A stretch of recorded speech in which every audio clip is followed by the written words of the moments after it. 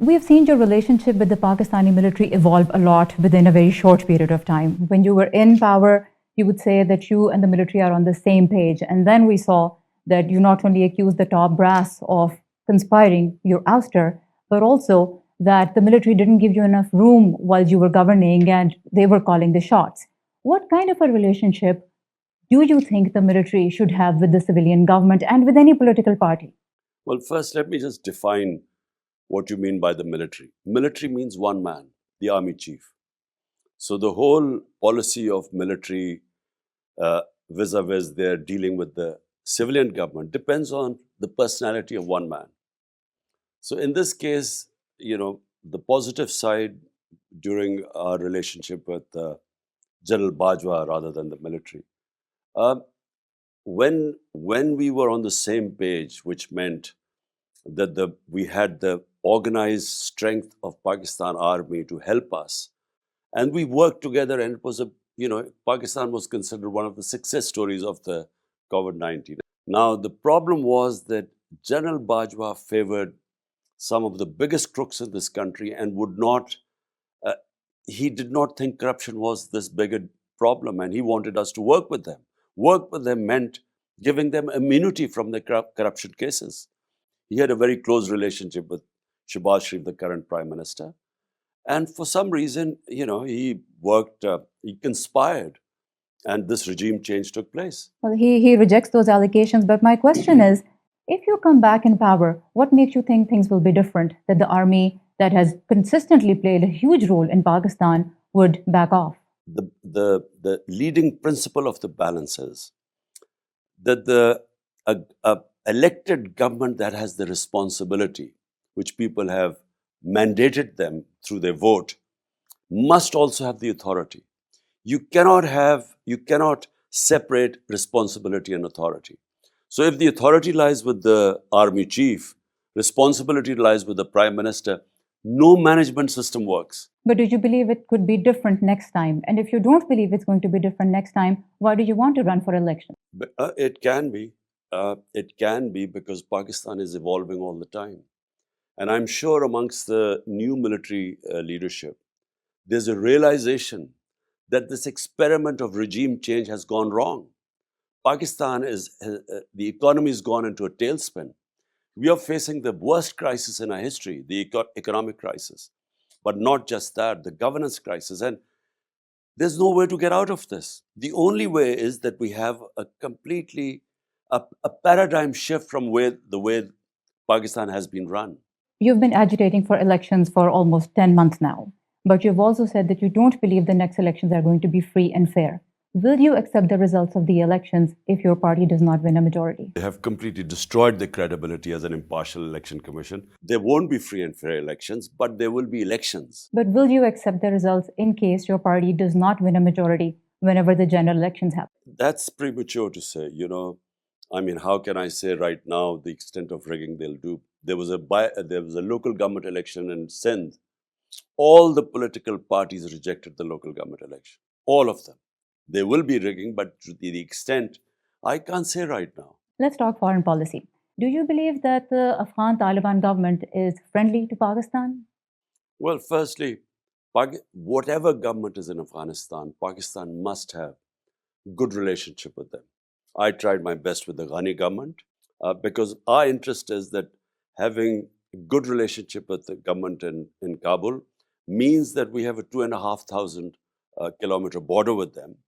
And which means that, if they have problems of terrorism, then they will help us. But so far, even the Pakistani government says it's not getting the help from the Afghan Taliban to fight terrorism the way it would have liked and the way you were saying. What is disturbing is that our foreign minister, he's spent almost all his time out of Pakistan, but he's not paid one visit to Afghanistan.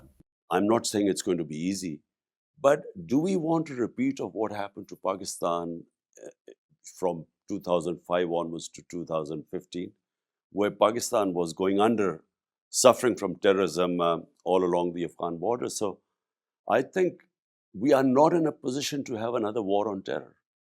And the only way is to somehow get Kabul to work with us so that we can jointly deal with this issue. One of the reasons that terrorism has spiked in Pakistan now is because, according to NACTA, the National Counterterrorism Authority, the time that was taken for negotiations with TTP was used by that group to reorganize. And those talks started when you were in power. Do you stand by your decision to greenlight those talks? Well, firstly, what were the choices Pakistani government faced once the Taliban took over, and they decided that TTP, and we're talking about 30 to 40,000 people, their families included, once they decided to send them back to Pakistan. Now, what choices was Pakistan confronted with? Should we have just lined them up and shot them? Or should we have tried to work with them to resettle them, and bearing in mind that it was not going to be an easy process? And the idea was that the resettlement had to be done with the concurrence of the politicians all along the border, the FATA region, and along with the security forces, plus the Taliban, the TTP. But that never happened because our government left. And once our government was removed, the new government took its eye off the ball. Meanwhile, this threat grew, and it's possible that they regrouped. But then, where were the Pakistani security forces? Where were our intelligence agencies? Could they not see them grouping? So the problem is, how could we be held responsible for their negligence?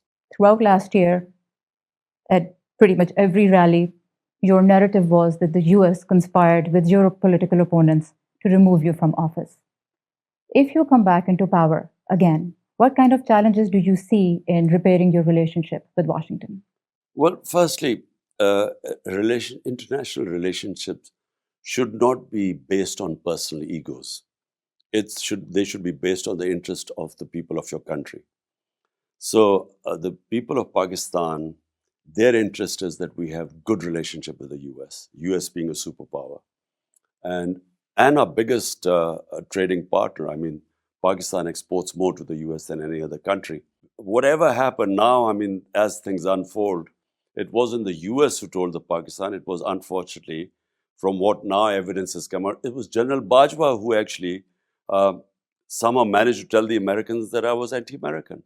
And so it wasn't imported from there, it was exported from here to there. So do you still believe that the US played a role in removing you from office? Well, the cipher is real. It was an official meeting, minuted